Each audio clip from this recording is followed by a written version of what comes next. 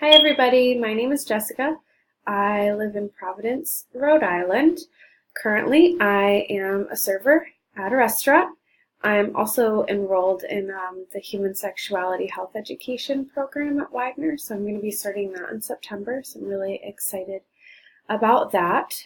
My favorite thing that I've learned so far, I think what I've really enjoyed with my classes thus far, particularly the previous class to this, was incorporating some of the research stuff that we had to do with other topics that I'm interested in, with sexuality health and education. So I wrote a paper for our last class about a pornography literacy class. That was really, really interesting.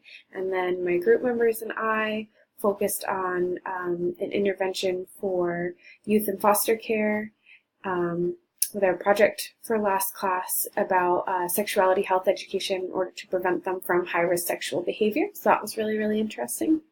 So I'm enjoying using projects in the class in order to also incorporate sexuality health education with the social work aspect of this degree program as well. So I'm looking forward to that in this class. I'm looking forward to understanding policy better.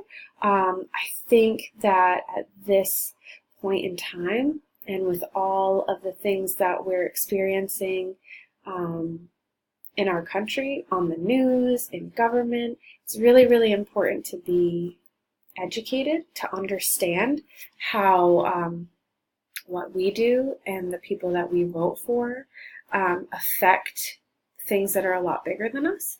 And I think that a lot of people don't quite understand it and find it really intimidating because of that, which I totally get because I've felt that way before as well.